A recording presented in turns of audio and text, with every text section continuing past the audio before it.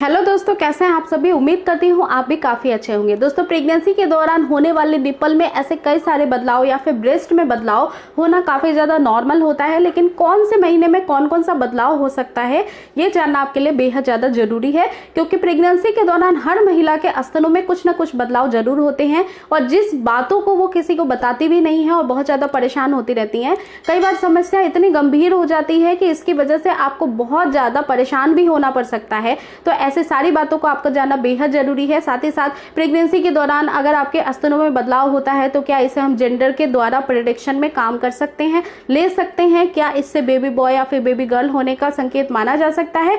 ऐसे भी कई सारे मेरे पास कमेंट्स आते हैं। तो चलिए आज का ये वीडियो बहुत आपके हेल्पफुल हो सकता है, इसे स्टार्ट करते हैं।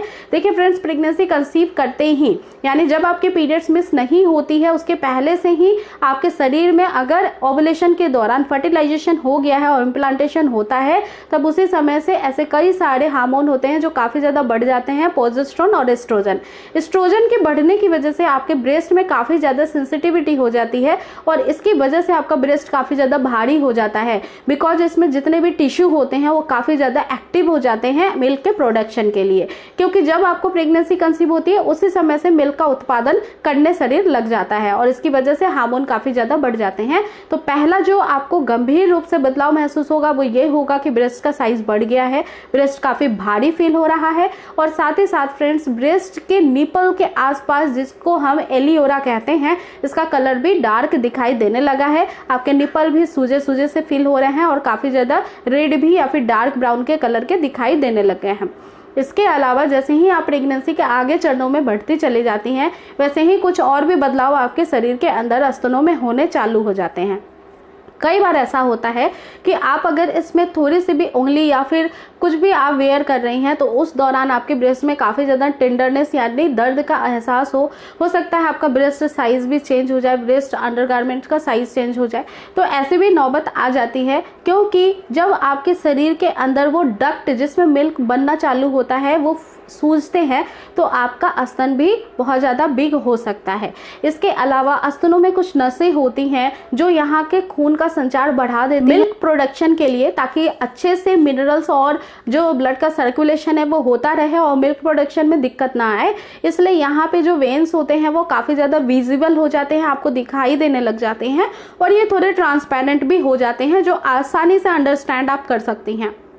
इसके अलावा जैसे ही आप सेकेंड ट्राइमेस्टर पार कर जाती हैं तो आपके स्तनों से हो सकता है कि फर्स्ट मिल्क ऑफ प्रोडक्शन का रिसाव होना स्टार्ट हो जाए। कई बार ऐसा होता है कि आप क्रीम कलर की मिल्क देख सकती, दूध देख सकती हैं जो बहने लग जाता है स्तनों से, और ये दूध बहुत ज़्यादा ही ज़रूरी होता है आपके बच्चे के लिए। ये दूध अमृत के समान होता है, क्योंकि इसमें कुछ ऐसे पार्टिकल होते हैं जो बच्चे की इम्यूनिटी सिस्टम बहुत स्ट्रॉन्ग करते हैं और उसकी रोग प्रतिरोधक क्षमता बढ़ने की वजह से वो जल्दी से बीमार नहीं पड़ता है या फिर किसी भी कॉम्प्लिकेशन के चपेट में नहीं आता है बर्थ होने के बाद ही। तो इस तरीके के बदलाव भी आपको दिखाई दे सकते हैं जो बेहद नॉर्मल होते हैं, इसमें चिंता करने वाली बात नहीं होती है, ये कुछ महिलाओं के साथ ही होता है। इसके अलावा जो अगला बदलाव है, इसमें आपको निपल के आसपास कुछ उभरा सा आपको स्पॉट्स के जैसा दिखाई दे सकता है स्किन में।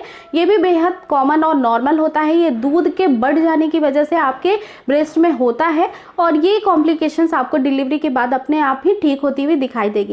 कई बार ऐसा भी होता है कि स्तनों का साइज बढ़ने की वजह से ये रूखी हो जाती हैं और इसमें आपको इचिंग की प्रॉब्लम स्टार्ट हो जाती है। हो सकता है खुजली की प्रॉब्लम हो जाए, हल्की फुल्की सी रेडनेस हो जाए। तो इस समय आप कोकोनट ऑयल से हल्की फुल्की मसाज कर सकती हैं। बहुत देर तक बहुत ज़्यादा मसाज नहीं करना है, क्योंकि अगर आप बहुत देर तक स्तनों की मालिश करती हैं तो इससे वो रिलैक्सेशन हार्मोन प्रोड्यूस होते हैं जो आपके कॉन्ट्रैक्शंस पेन्स को स्टार्ट कर सकते हैं, नॉर्मल डिलीवरी की तरफ आपको ले जा सकते हैं। इसीलिए हमेशा आपको मसाज हल्के फुल्के हाथों से कुछ सेकंड्स के लिए ही करना चाहिए अगर आप 8वें महीने से पहले अपने ब्रेस्ट की मालिश कर रही हैं।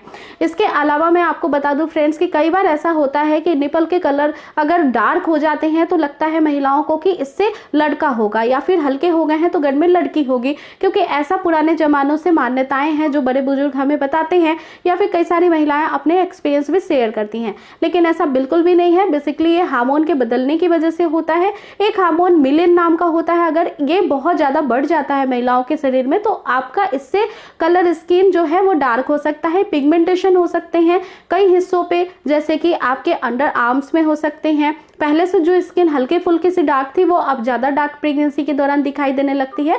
तो ये सारी चीज़ें हार्मोन के बदलाव की वजह से होता है। अगर आपके मन में कोई और भी प्रश्न है तो आप नीचे कमेंट सेक्शन में मुझसे पूछ सकती हैं। ये वीडियो आपको पसंद आई है तो ज़्यादा से ज़्यादा इसे लाइक, शेयर और चैनल को सब्सक्राइब करना बिल्कुल भी ना भूलें। और मैं फिर से मिलूंगी नेक्स्ट वीडियो में एक नए टॉपिक के साथ। आप अपना रखिएगा पूरा ध्यान। टेक केयर दोस्तों। इस वीडियो को देखने के लिए आपका दिल से शुक्रिया।